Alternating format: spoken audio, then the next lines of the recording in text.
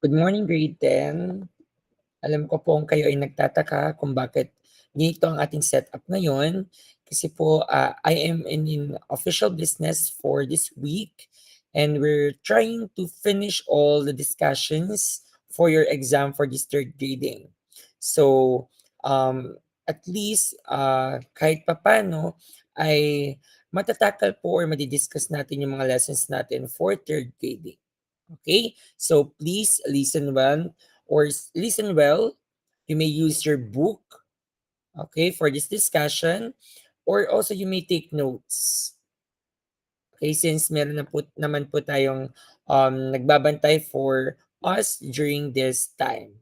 Okay, now, since we're done with our lessons for music and arts, we are now jumping to our next component, which is the physical education. Okay? So as you could see on your screen, yan, very visible po, that our topic for this meeting is all about hip-hop. Okay, alam ko pong most of you are familiar with this term, hip-hop. Alam ko rin pong marami sa inyo ang sumasayaw ng hip-hop. But ano nga ba ang hip-hop?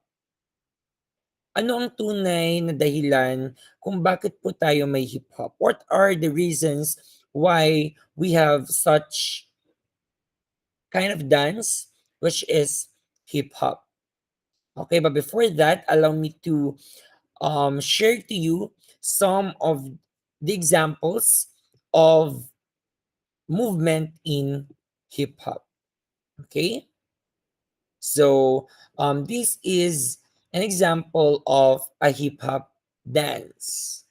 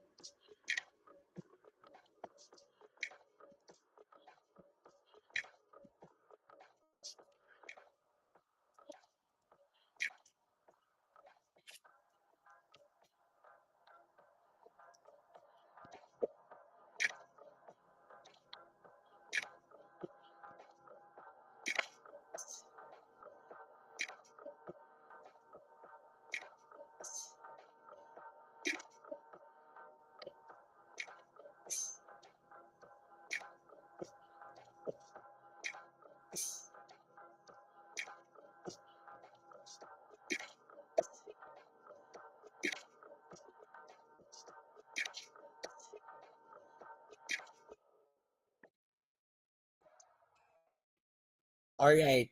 So that is an example of a hip hop dance. Ngayon, anong na-observe natin or what do we observe or what did we observe rather on the video that being presented on your screen or on the video presentation? 'Di ba? Anong mga observation natin? So basically, ang steps po ay more on ano mga steps na nakita natin? There are crumping, there are locking, there are popping. And those are examples of the basic steps in hip hop dancing.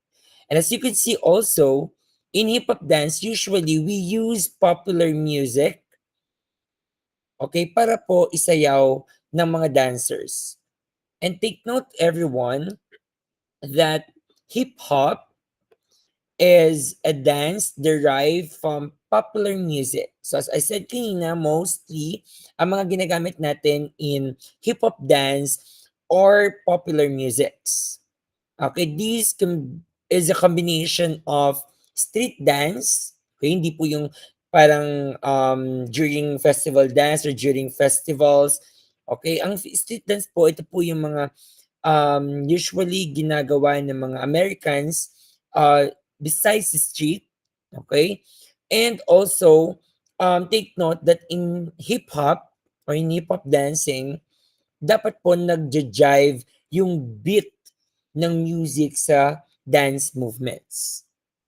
Okay, so now take note that in hip hop, usually the dance movements are energetic. Okay, and take note that dancers may add their own personality into the dance. So basically, nasa dancer kung paano niya i-portray yung kanyang personalidad through that dance or through the hip-hop dance. Okay? So now, take note everyone that hip-hop dancing or hip-hop dance originated from a cultural and artistic movement comprised of four elements. Okay, take note class. Nag-originate po ang hip-hop dance from a cultural and artistic movement comprised of four elements. Ano po ito? First, the DJing. From its word DJ, we are referring to the art of disc jockey. Okay? So basically, sa DJing, ito yung ginagamit natin na yung mga like nagdi-DJ. Pag MCing naman po, we are referring to, of course, the use of mic, the use of words, the use of voices. Okay, it's more on rapping. And in breakdancing, we are referring to, of course, sa mga dance movements, includes popping, locking, na pa, breaking, and of course, we also have the graffiti or graffiti. In graffiti, we're speaking of letters, paintings, or colors. Okay, usually po, ito po yung mga writings or paintings sa mga walls. That's graffiti or graffiti. Okay? So basically, yan po nag-originate ang hip-hop from four historical elements. But anyway, para po sunod kayo, okay, you may use your book and turn it to page 365. Okay? Next. Take note everyone that in hip-hop, okay, from the history of hip-hop, this started rather in the year 1970. Okay? Bakit po nag-start ito? May story po behind this. So nag-start pang hip-hop because the youth faced problems or faced societal problems in their area. Yung mga kabataan po noon in America, excuse me, in America, naka-experience po ng societal problems. Ano yung mga societal problems na to? Such as poverty, kahirapan, crime, and of course, gang violence. So because of these experiences, they were able to create coping mechanisms for them to at least, forget their problems, forget their experiences. So, through that experience, ginawa ito for them to escape from the social injustices that they have experienced. Okay, so basically, gumamit po sila ng, in a way, para po kalimutan yung struggles nila, yung mga napagdaanan or pinagdaanan nila. That's why we have hip-hop. Okay? Now, take note that there are two main categories of hip-hop. Okay? There are two kinds of hip-hop or categories. The first one is the old school hip-hop and the new school hip-hop. Okay? But of course, we're just going to discuss the old school hip hop. Now, under old school, there are three kinds of old school hip hop. The first one is breaking. Okay, ano bang meron sa breaking na to?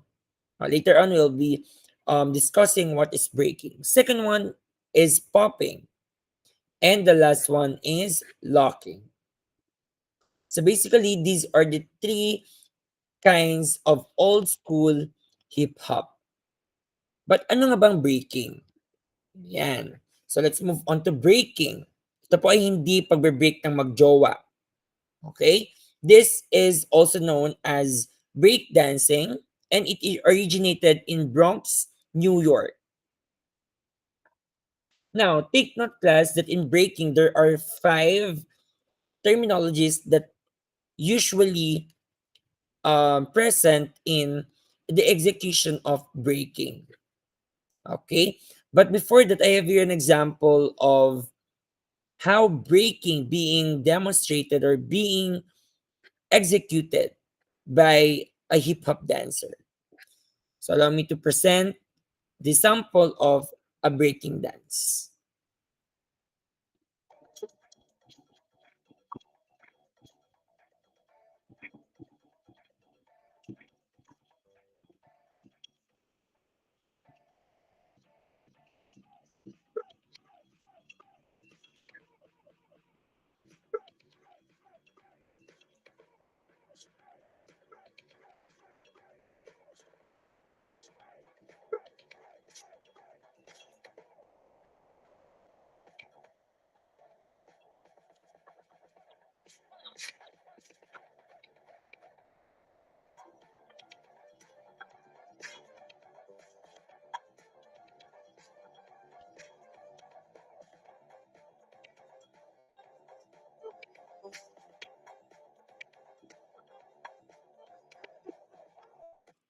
Okay, so that's all about breaking. Okay, now take note as we go through identifying what is breaking. There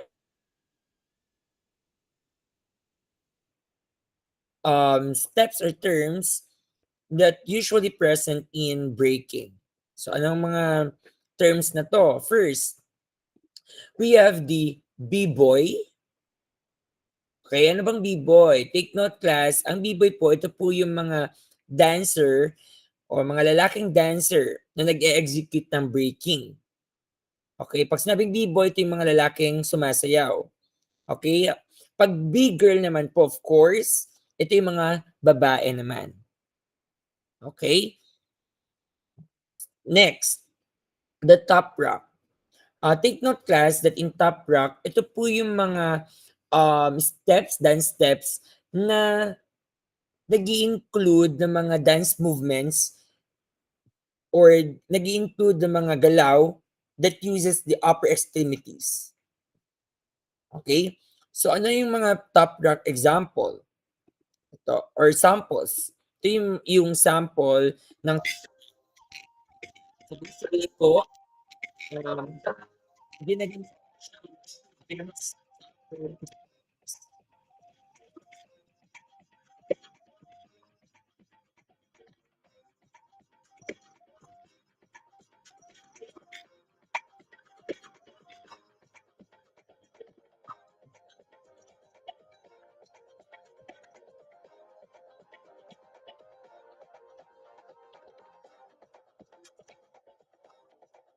Okay, ayun. So that is what we call top rock. And take note class that in breaking pala, it is closely associated with DJing. O bakit po siya parang associated siya sa DJing? Kasi po, para siyang pine-perform or dancer performs the breaking during the DJ loop. Ano yung loop? Yung parang ginagalaw or inaayos niya yung disc or gumagawa siya ng sarili niyang beat. And through that, sinasabayan ng mga dancers. That's why breaking. Because nagbe-base sila doon sa ginagawang sound or music ng DJ. Okay, that's breaking. Okay, now, aside from top rock, we also have the down rock. Pag sinabing down rock, ito po yung mga executions na usually ginagawa sa baba. Okay, ano 'tong mga 'to? Example, the spinning.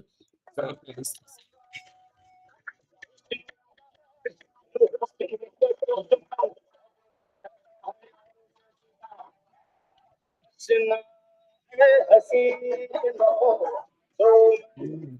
So as you could observe, 'di ba, yung sa down rock, ito yung mga ini-execute sa floor. Kaya siya tinawag na down rock. Okay? Now, the third one is the up rock. Kung may top rock at may down rock, meron ding up rock. Ito po ay parang um intensify na top rock. Okay? Parang naging mas mahirap or mas ayun, mas mahirap na pag-execute ng top rock. That's up rock. Okay? Basically, it is more competitive type of top rock that consists of foot shuffles, spins, turns, and creative movements. So basically, mas na-intensify yung dance movements ng top rock. That's top rock. Okay, here is an example of an up rock.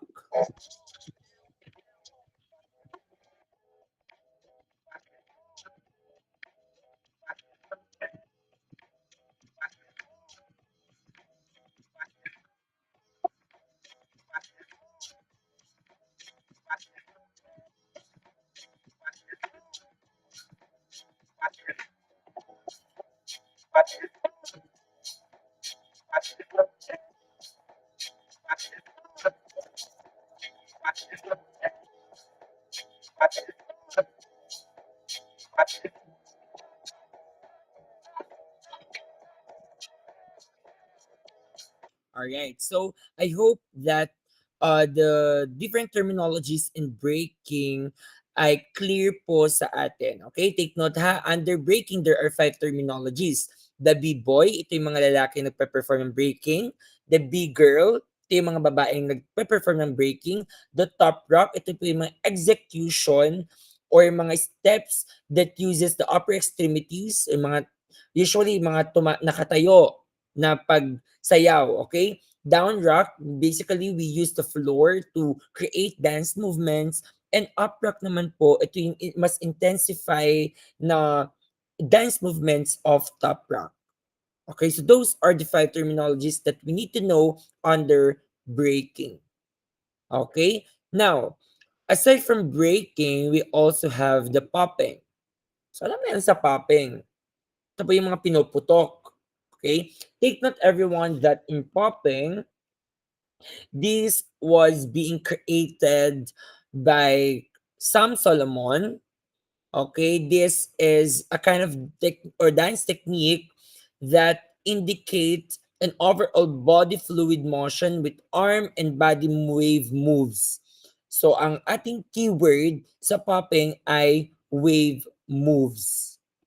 Okay, so basically po, ito ay ginagamitan ng arms.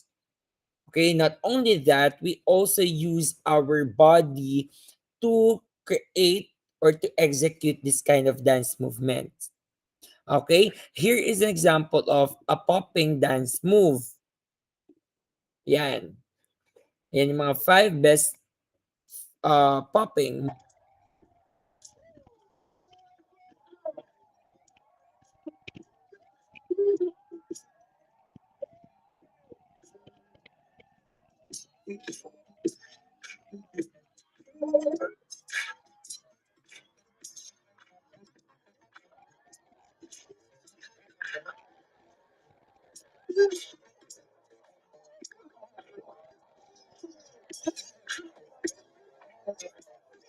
Ayan. So usually po in popping, it is a combination of waving, okay, floating, and isolation. Later on, malalaman nyo kung ano yung mga waving, ano yung mga waving, ano yung mga isolation, ano yung mga floating.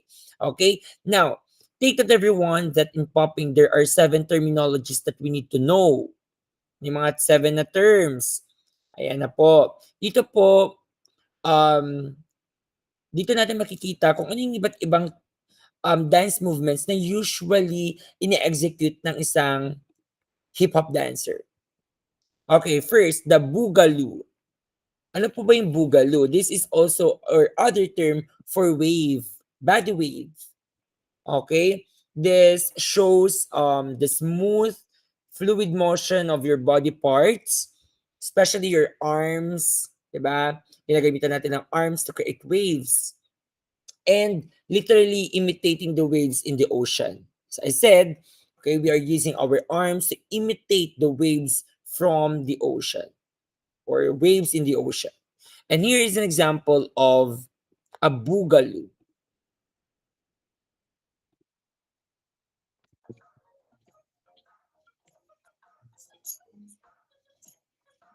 As you could see, the best hindi lang stand living, but also your body from upper to lower.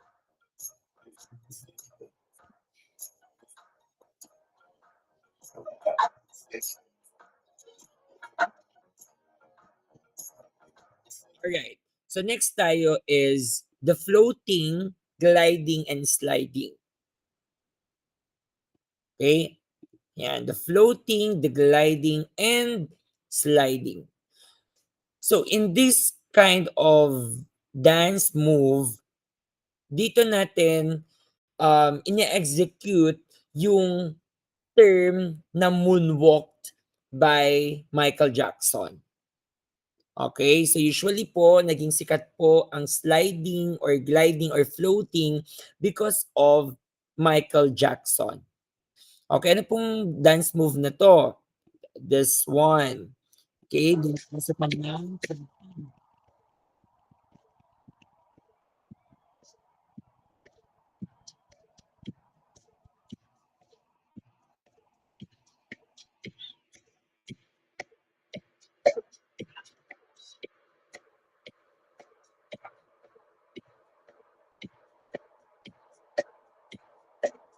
okay, as you can see po, yan po yung tawag natin na floating, sliding, and gliding.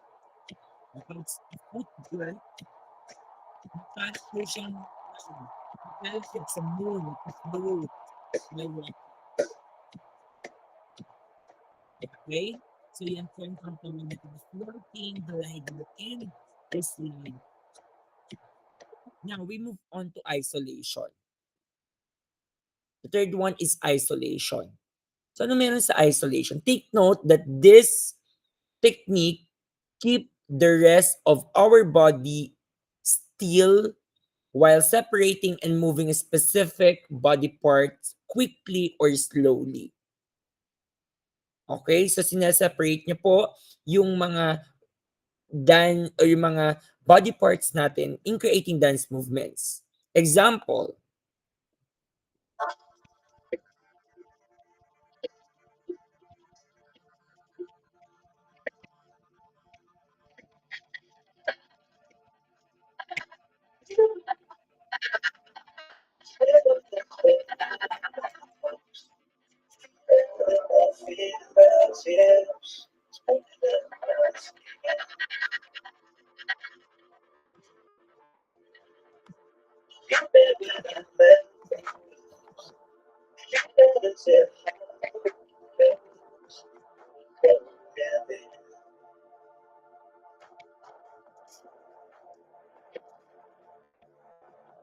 okay, so basically yan po ang sample ng isolation.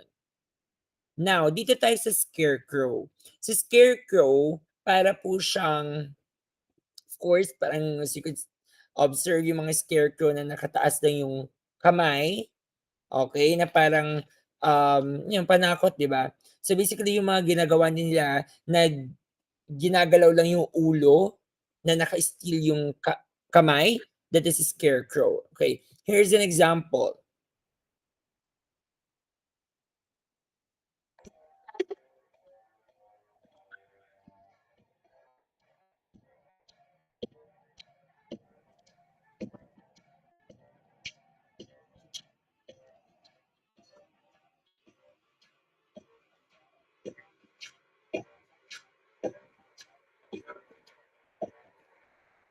Okay. So basically, in scarecrow po, para lang kayong puppet na nilalaro. Okay? Ginagalaw yung kamay, ginagalaw yung ulo, na parang laruan. Okay, that is scarecrow. Na para lang din po siyang robot. Okay, because in the other term that we need to know in popping, okay, is the robot or botting. Ano ba yung meron dito sa robot? Usually po, para siyang ini-imitate nila yung movement ng isang robot.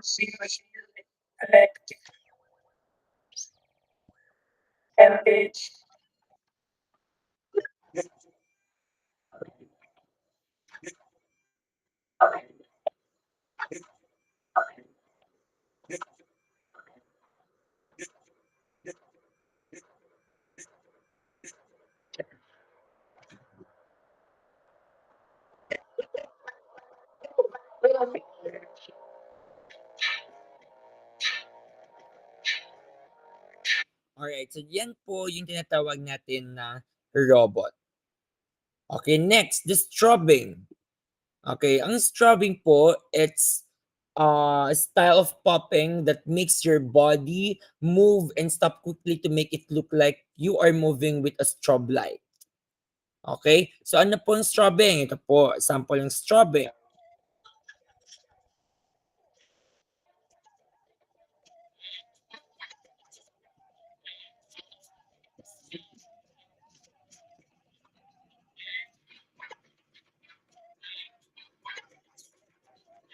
Let's move na tayo sa kabilang sliding and gliding. And another one ay, as you could see, meron siyang ginagalaw sa kamay. That is what you call the toting or the totting. Okay, ang totting po, originally known as king tut or king tot, okay, na derived from Egyptian pharaoh. Okay, the Egyptian mga pharaoh. Okay? Now, take note class, ito po ay isang hand movement. Okay, so as you can see here in the video, para siyang executing geometric um, shapes or mga geometric angles.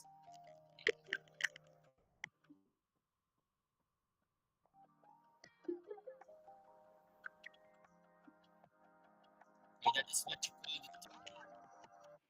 Okay, so in the last one, okay, the last in the old school is the locking. So basically, in this technique, the body should stop in the middle of a dance move and hold it for a few seconds.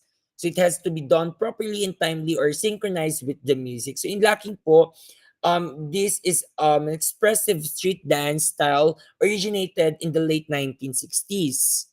Okay, this was pioneered by Don Campbell, or also known as Campbell Locked, and became one of the most iconic styles associated with funk and hip hop dance. So basically, locking is known for its energetic movements, freeze, and playful attitude. So in from the word itself, locked, meaning it's about freezing your dance move. And here is example of locking.